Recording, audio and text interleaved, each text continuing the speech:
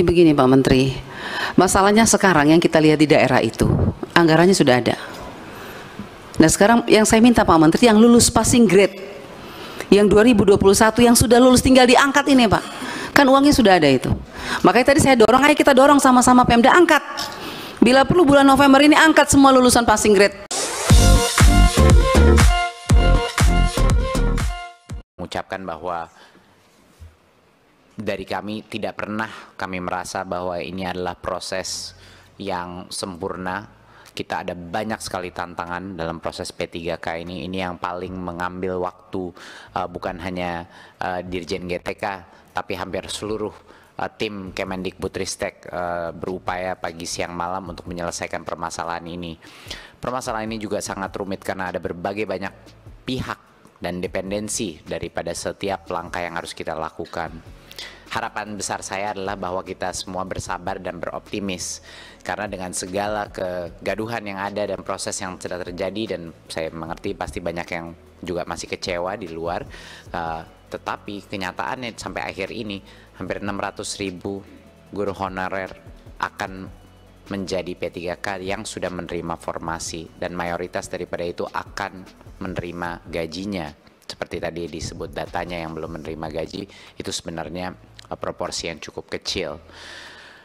Saya mendengar juga banyak sekali permintaan dan desakan untuk bisa mensentralisasi pengangkatan guru P3K dan juga transfer gajinya langsung dari pusat. Tadi saya mendengar dari banyak anggota permintaan melakukan ini.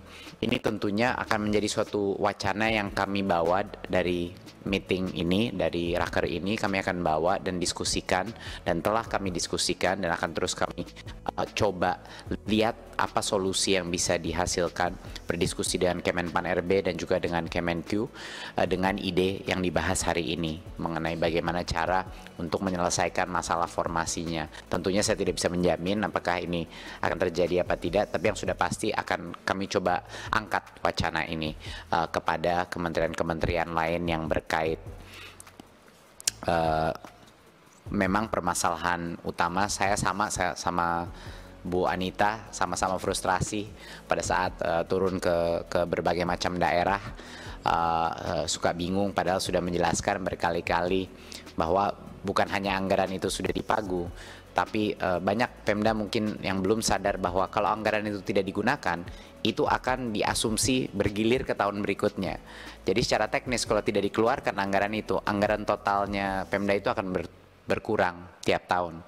Dan itu yang mungkin bisa juga dibantu komunikasikan kepada anggota Komisi 10, kepada masing-masing Pemda, bahwa memang sudah di-earmark gitu.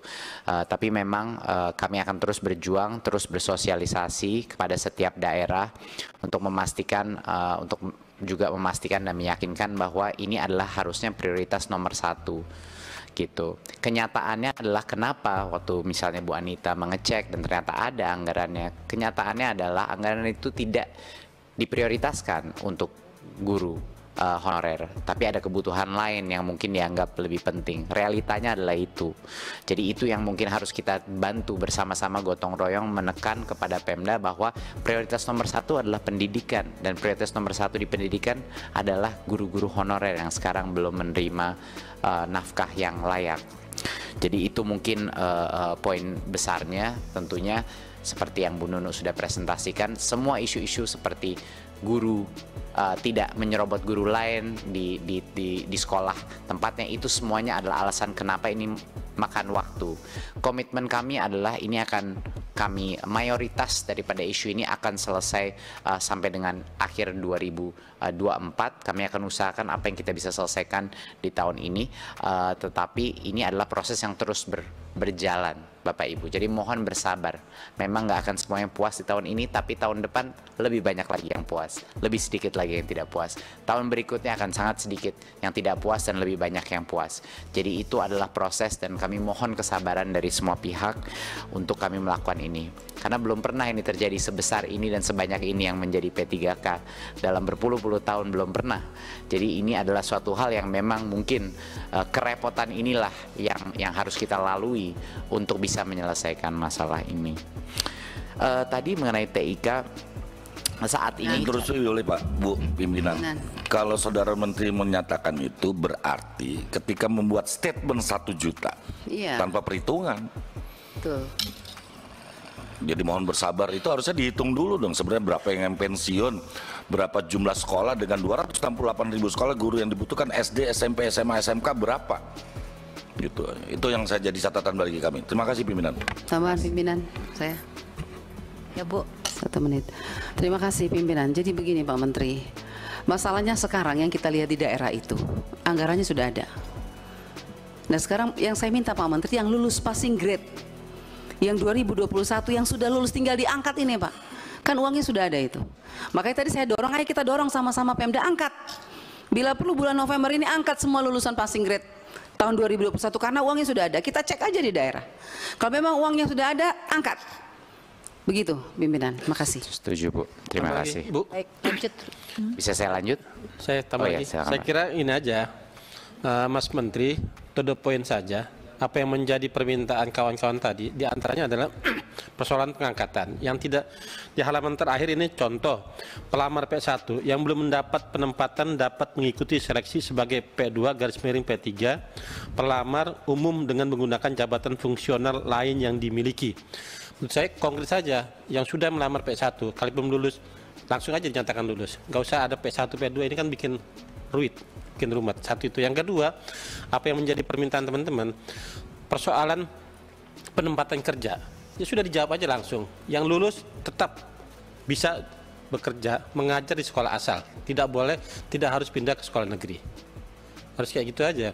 Yang ketiga, yang sudah ditempatkan tetapi jauh di daerah lain, seperti di dapil saya, orang Probolinggo ditempatkan di Jaya Wijaya. TNI aja itu mikir, kalau kata Cak Lontong, jangankan PNS, sinyal aja susah masuk ke sana. Ya. Nah, saya kira tegas saja, ambil kebijakan diskresi Menteri bahwa yang sudah ditempatkan di daerah lain terlalu jauh, diskresi. Kita ulang dan kita tempatkan di daerah asal. Saya kira 3 poin itu aja. Terima kasih. Terima kasih. Saya mungkin Silakan, Mas. sedikit klarifikasi ya, mohon maaf Bu Mimin. Sedikit klarifikasi bahwa semua pemilihan lokasi dan posisi formasi yang tersedia itu dilakukan oleh gurunya masing-masing. Tidak ada penempatan. Ya, nggak mungkin dong guru masing-masing. Mas dari Probolinggo ditempatkan Jaya Wijaya dia milih sendiri. Nggak mungkin. Nggak masuk akal sekali. Semuanya menu Pak, yang dipilih oleh gurunya ada prioritas Nggak satu. mungkin. Wong dia nggak pernah milih itu. Jadi dia, siapa Pak yang milih? Dia itu? tidak bersedia. Ada datanya saya. Betul. Tapi kami tidak, baik Pemda maupun Tempatkan kami yang tidak di Probolinggo terlibat. itu, pimpinan, mohon maaf ya, jadi debat krusial. Ada yang ditempatkan di Jaya Wijaya, satu. Ada yang ditempatkan di Halsel, Halera Selatan, Maluku Utara. Ada yang ditempatkan di Kasongan, Maluku Tengah, di Palangkaraya. Ada datanya di saya. Izin Pak, nggak ada Ya. itu Pak.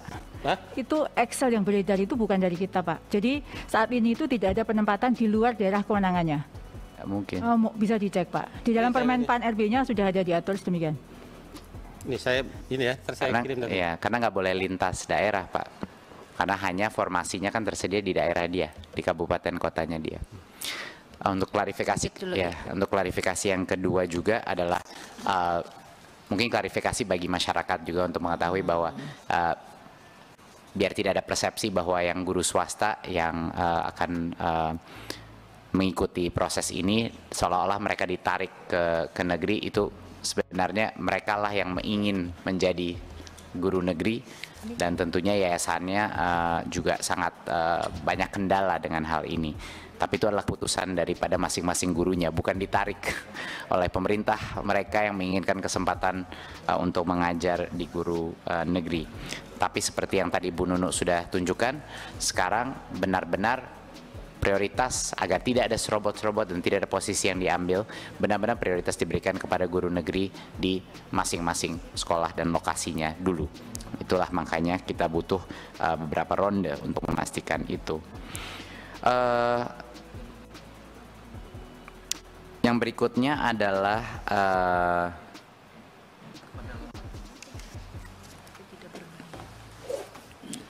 ingin klarifikasi mengenai poin seragam tadi.